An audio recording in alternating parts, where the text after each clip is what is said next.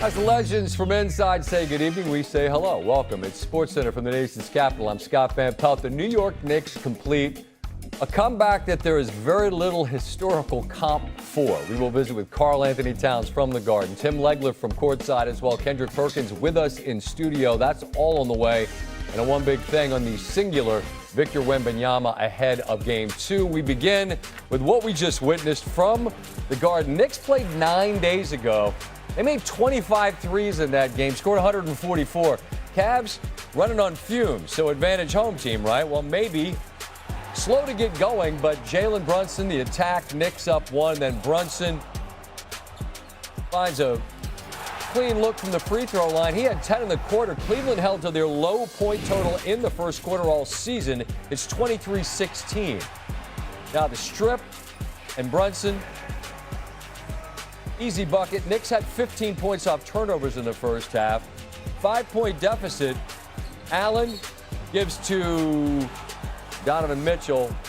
Three the hard way and the free throw. Then it's Mitchell. That's a beautiful design play back from Mobley. Hits the three. And there's the star scoring comparison. Cleveland carried the lead into the locker room, and it begins to grow in the third. Corner three, Evan Mobley. This is a guy that if he hits that shot, forget it.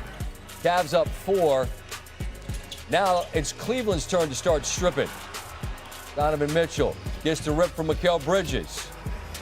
That little patented wrong foot scoop. It's an 8-point lead. Then Mitchell down the lane, beautiful. Euro and Mitchell doing his thing on both ends of the floor. Next possession, it's Mobley with the block from behind. The 7-point lead's about to grow. Mobley, Harden, down low. Mobley has a size advantage on Brunson. Mike Brown, timeout. Cavs lead by 9, largest lead of the game. But it's about to mushroom from here. Then Schroeder on the drive, give to Jarrett Allen, easy layup, 11. Sam Merrill, shooter, a little bit off his spot, no problem. Gathers and buries that, the lead's 14. Then it's Mitchell, working on Brunson. There's that same shot you saw in transition. It's a 16-point lead. Cavs are 28-1 when they enter the fourth quarter with a double-digit lead. It's a 22-point game. A little more than 7.5 to go. Brunson float game up.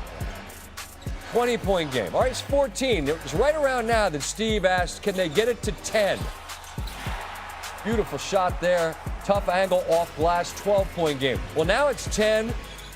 Can you get it to single digits? Again, it's Brunson off glass. He does as he pleases in a sea of larger men. Shout to Action Brunson. All 3 of these, and now it's an 18-1 run for the Knicks. It's a 5-point game. We're back in the ball game. Off the miss. This was a key sequence. A 7-point game. Scott Foster comes running in and calls a foul. Kenny Atkinson smiling, but he's not smiling. So it's still a 7-point game, but the Knicks get an extra possession, if you will. Mikal Bridges, the step-back 3. Now it's 4. Knicks down 6. Under a minute and a half. Brunson, kick, Bridges, bottoms. It's back to a 3-point game. That's royalty there. LJ, Patrick Ewing. And now this is one of the shots of the night. Down 3. Landry Shamet. It's bouncing all around. Not quite the same as Halliburton as last year, but it's the same idea. It's a 3 that finds the bottom that looked like it might miss. Now it's James Harden.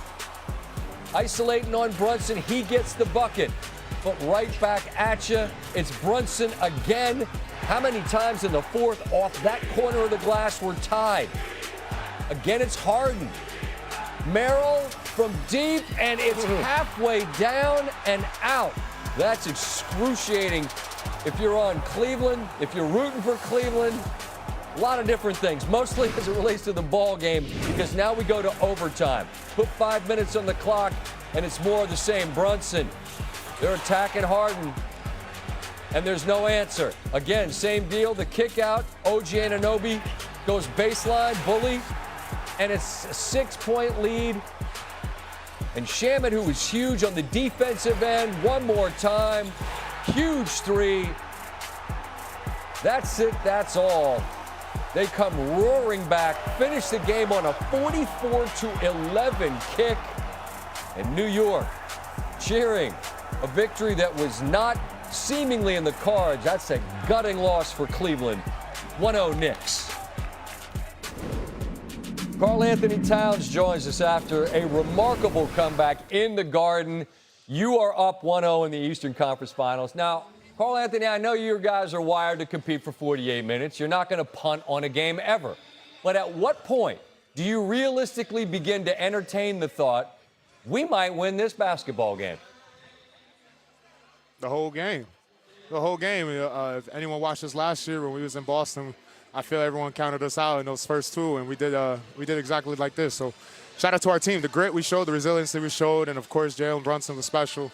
Our team showed up defensively in the fourth and overtime, and that's how we're going to leave MSG tonight with a win.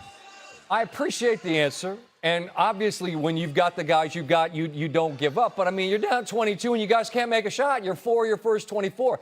At some point, you know the ball is going to start to go in. When it does, describe for me the value of the Garden when that place gets completely behind you as they were throughout the last fourth quarter and overtime.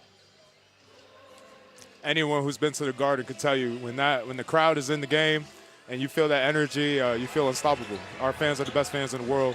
They give us so much energy. They give us so much love. Whenever, we're feeling like the game's getting away from us, our fans put us back in the game. I really, truly feel the fans was the one that got us this win tonight.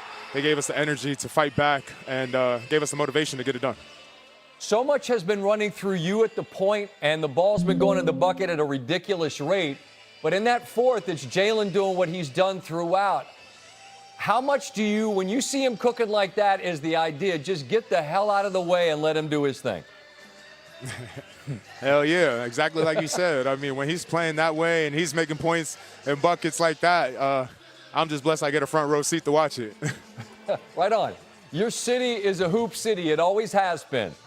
How do you describe what the city feels like, what the room that you're in, your locker room, feels like 3 wins away from an opportunity to do something that we haven't seen for a while, which is to get to the finals and have the Garden truly be alive? I understand you got to win 3 more, but just paint for me the picture of what the city is like right now.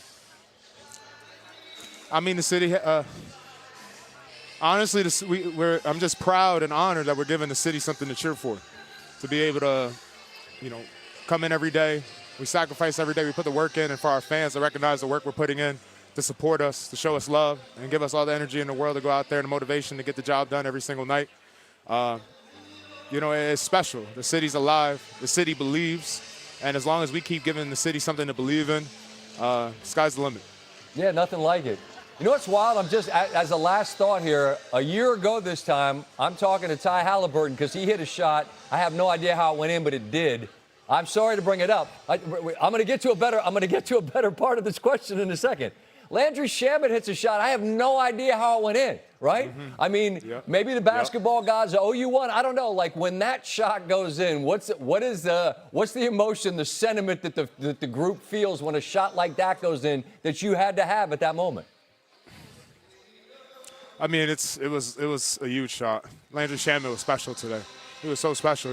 He's really the X factor of the game tonight. He came in and played big minutes and hit some big shots. And honestly, too, the shots were not even the story of the game. It was the stops he helped us get, the steals, the pressure he applied on defense to the team, to the Cavs. He was just special. And we needed this kind of game from Landry if we expected to leave with a win tonight. That's such a great point, because none of the buckets matter if you guys don't get stops, and you were able to put the clamps on them. 18 in the fourth, 16 in the first. In the middle, well, the middle was the middle, but in the end, the Knicks win by 11. Karl-Anthony Towns, man, thank you for taking a minute after a remarkable comeback for your city, your team, and the Garden, man. Thank you. Man, appreciate you. Thank you, legend. Not a lot of context for this, but good omen if you're a Knicks fan. It's the largest comeback win in the playoffs for New York since 1970. That year ended with a parade and a title for the Knicks. I mentioned the difference a year makes. Game 1 of last year's Eastern Conference Finals against the Pacers. The Knicks led by 14 with less than 3 to go, but Indiana came roaring back, and there's that Halliburton shot. Tonight down 22 in the fourth. They cut it to 3. The Shamet shot didn't end.